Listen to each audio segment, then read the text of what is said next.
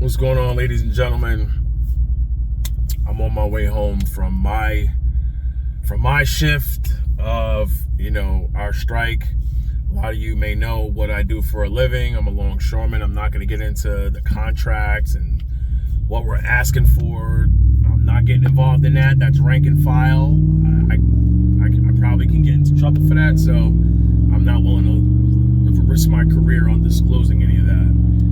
But a lot of people might not know why we're exactly doing this. Some people may think it's just for the money. Yeah, that has something to do with it, but people need to understand that robots don't pay taxes.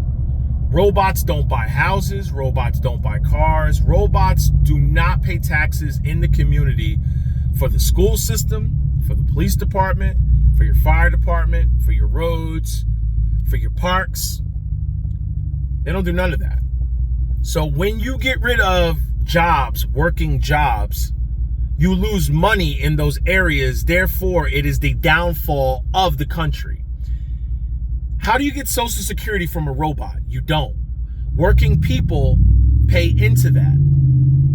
So if you keep getting rid of workers and bringing in automation, who's going to take care of you? Who's going to take care of your parents? Who's going to take care of your wife? Who's going to take care of your kids? Who's going to take care of your grandkids?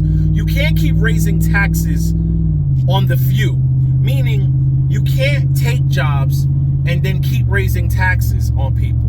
Eventually, you're going to run into a problem where you're taking more money than you're bringing in, and that's the problem we have in this country.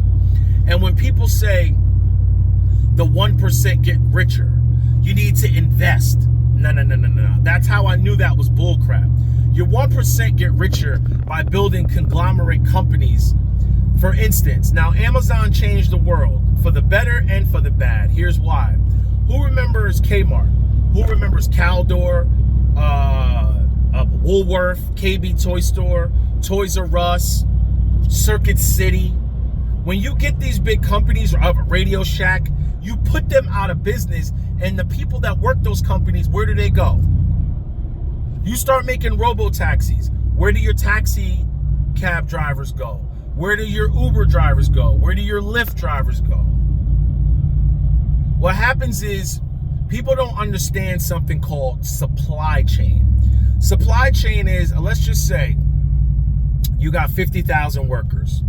And in those areas, you have 50,000 workers spread out through the whole East Coast.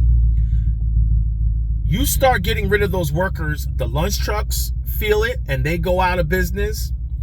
The workers that work those lunch trucks, the restaurants in those areas, the houses in those areas, they don't get bought. Okay? The gas stations in those areas, the tire companies. I've had multiple flats going to work and I give my business to tire companies.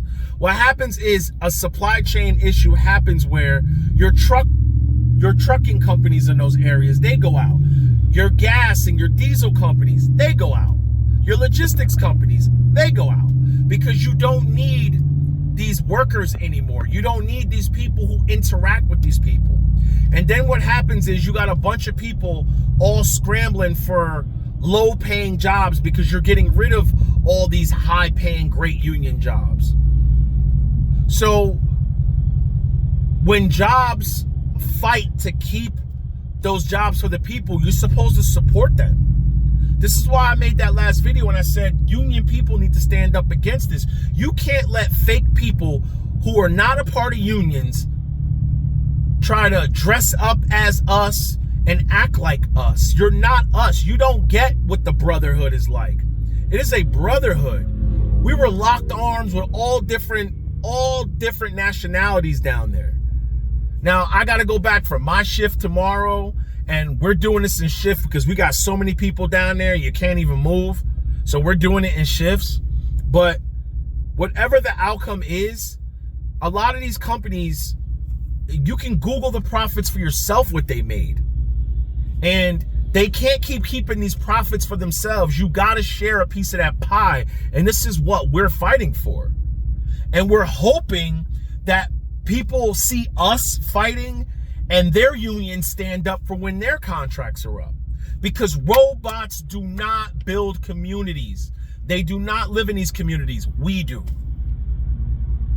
Your kids go to the schools that people work hard to provide the funding for the public schools, for your firemen and, and your police departments, for your public safety. We eat in the restaurants. We get the tickets for being illegally parked for the parking authority to give us tickets. That's what we do. We consume the resources in those areas, therefore it creates jobs. And when you eliminate us, you eliminate other jobs, and it's a trickle-down effect.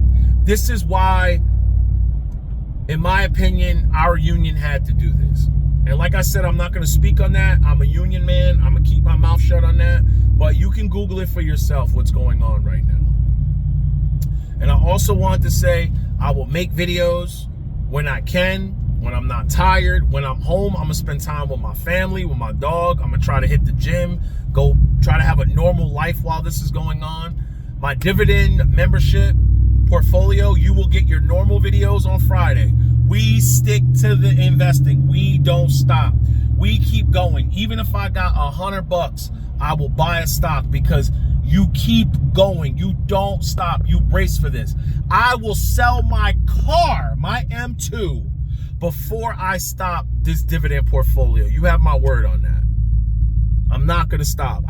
I've always said, get rid of the toys. Before you sell any type of stocks, get rid of the toys. Get rid of the toys. I owe 18 grand on the Beamer. It's worth about 50 something. I would sell that. I would sell that before I sell any of my stocks. So I'm tired. I'm sorry I'm rambling. I'll see you guys soon, but we got to stay strong.